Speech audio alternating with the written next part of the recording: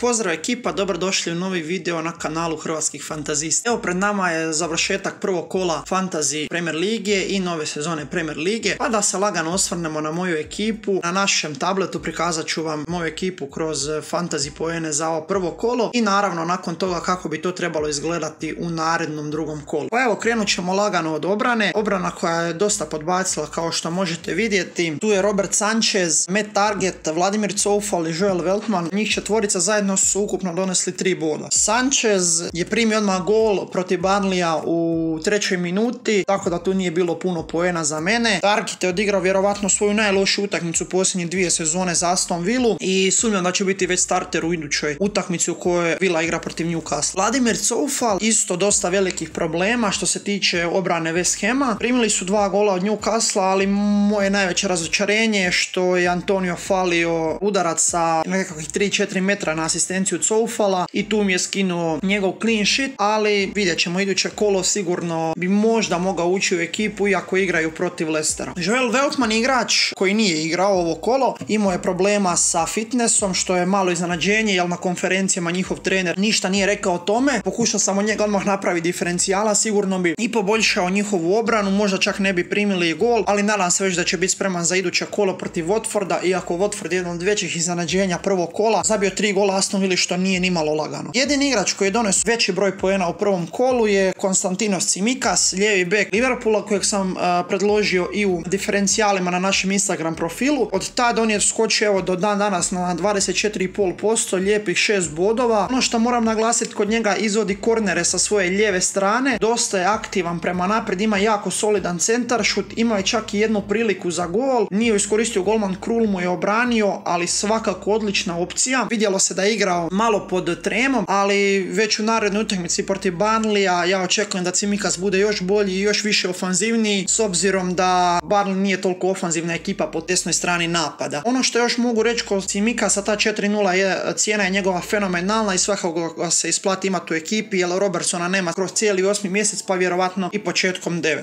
A sada idemo na najbolji dio ekipe, odnosno vezni red. Krenut ćemo od Bruna Fernandesa koji je eksplodirao jučer, 5-1 protiv Leedsa, hat-trick Bruna, 3 bonus poena, malo začuđujuće Bruno nije zabio gol iz penala. Ono što ja moram naglasiti je da Bruno igra drugačiju ulogu u ekipi trenutačno kad nema Rashforda i Cavanija, a to je da Bruno utrčava iza obrane i strašno dobro realizira svoje šanse koje dobiva. To je odmah rezultiralo njegovim hat-trickom i velikih 20 bodova i čestitke za sve one koji su stavili na njega triple captain i uzeli veliki broj bodova. Drugi igrač je moj kapetan ovo kolo, kao i većini igrača, Mo Salah. Mo Salah 2 asistencije i gol protiv Norwicha, također dosta ljudi ga je stavilo i za triple, čestitke i na tome, velikih 17 bodova se uzelo na njemu, odnosno u slučaju mom kao kapetana 34, a na triplu 51. Salah je mogao i u posljednjim trenucima utakmice upisati još jedan gol, ali je bio nesebičan, htio je dodat Maneu, ali na kraju to nije dobro ispalo. Tako da Bruno i Salah zajedno 54 boda. Fenomenalno za mene, ali idemo dalje. Naredni igrač je diferencijal kojim sam ja probao, evo odmah ću vam ga pokazati. Pablo Fornals 0,4%, 6-0 cijena. Krenulo mi je dobro u prvi gol West Hama, bila je njegova asistencija, iako to nije trebalo biti, na kraju sam imao dosta sreće kod toga i to je otišla njegova prva asistencija. Ali drugi problem koji se dogodio kod Fornalsa, već kao što sam prije rekao, kod Vladimira Coufala, kad je ubacio, Antonio je pogodio stativu, lopta se odbila do Fornalsa i on je izborio kazneni udarac, ali nažalost Michael Antonio je promašio taj penal i nije mi se prepisala asistencija, što bi mi još bilo vjerovatno dodatna 3 boda i naravno još pokoji bonus bod, tako da sam tu izgubio dosta bodova. Fornals mi se svidio kako igra na jedan način, iako ne voli taj način na koji igra više na krilu, dok Benrahma, koji je jako dobra opcija, je danas odigrao dobro, uzeo 12 bodova, čak 7 bodova više nego Fornals, ali vjerujem da Fornals već iduće kolo u kojem igraju protiv Leicestera, vidjet ćemo hoću li ga staviti u ekipu, može napraviti veću ulogu. Sad idemo do mog napada koji je odigrao sasvim solidno. Krenut ćemo prvo sa najjeftinijim Nilom OPM, evo možemo vidjeti isto odličan diferencijal 2,6%, je 5 bodova, samo njegov gol. Dobio je žuti karton, veliki strah je bio kod mene da će dobiti crveni s obzirom da znam kakav je igrač, ali zabio je taj gol i veseli me taj njegov gol u prvom kolu jer sam znao da može on nešto i već u narednom kolu očekujem još bolji njegov učinak. Nažalost nije bilo bonus bodova od njega. Drugi igrač koji me izvukao, iako igrao jako loše kao i cijela Aston Villa, je Danny Ings. Danny Ings je igrao stvarno loše, ali ta jedina šansa na utakmici je bio penal u 95. koji je on realizirao. Uzeo 7 bodova i za početak dobro. Veliki sam skeptik oko njega za naredna kola, pogotovo kad se Watkins vrati i kako Villa loše igra, tako da vidjet ćemo hoće li on uopće igrati, ali taj penal možda ga za sad ostavlja u igri i 7 poena od njega na početku, evo kao što možemo vidjeti skoro 39%. I posljednji igrač upravo o kojem pričam sad skoro pa cijelo vrijeme je Michael Antonio. Michael Antonio danas odličan, asistencija, odnosno 2 asistencije i pogodak, te 3 bonus poena. 90 minuta, pogodak, 2 asistencije, od toga asistencija jedna koja je malo čudna za oni koji ne razumiju. Kada se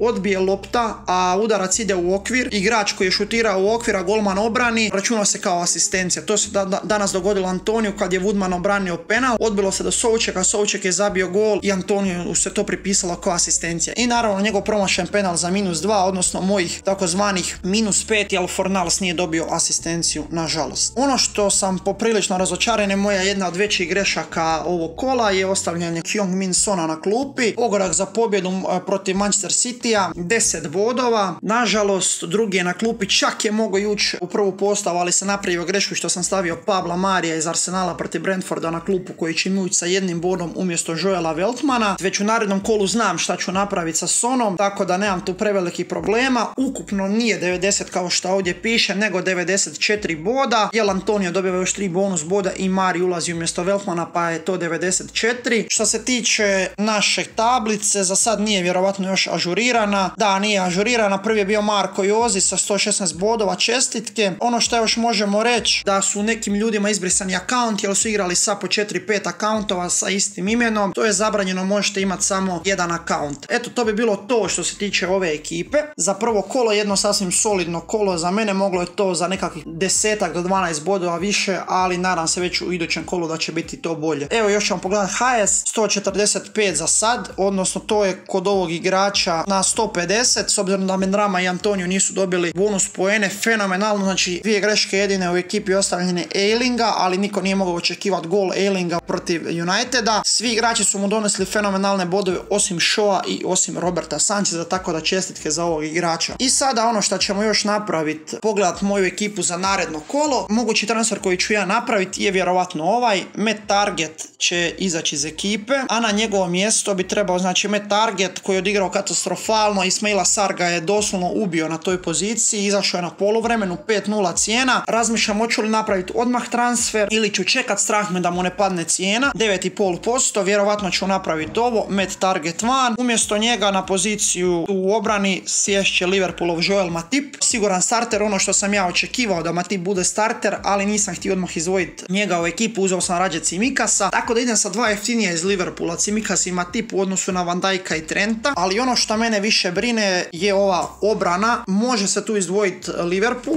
ali Veltman mi je upitan, nadam se da će biti spreman, ali igraju tešku utakmicu protiv Watforda. Watford igra stvarno dobro, taj Ismaila Sarr i Emmanuel Dennis koji su igrali fenomenalno i vjerovatno ću morat duplirati obranu Leicestera. U slučaju da Veltman ne igra, ući će tu Vladimir Coufal. Što se tiče veznog reda, ulaze u odnosu na prošlo kolo Jack Harrison i Son, umjesto Fornalsa koji će biti na klupi i Marija koji je sigurno zadnji na klupi, te naravno Bruno i Salah su tu. Ovaj puta Salah kapetan, Bruno Weiss, prošlo kolo je bio Weiss, Danny Ings. U napad ostaje standardan, Antonio Ings Mopai, formacija laganih 3-4-3, kao u većini slučajeva kao što ja igram. Klupa bi trebala biti ovakva, Foster koji nažalost nije prvi golman, ali za sad će biti tu dok ne procijenim šta će biti sa Sanchezom, Pablo Fornals, Vladimir Coufal i Pablo Mari. Ovdje gdje je target vjerovatno će biti Joel Matip, to ćete još moći vidjeti na Instagramu. Eto, to bi bilo to za ovaj video. Zapratite nas na Instagramu i na Facebooku ako još niste, aktivni smo tamo svakog dana, imamo vrlo zanimljive objave. Naravno, ostavite like, subscribe na video, podijelite video ako ste u mogućnosti i naravno zapratite našeg editora Naida koji radi sjajan posao i bez njega ovo sve ne bi bilo moguće. To bi bilo to, do idućeg videa, sportski pozdrav!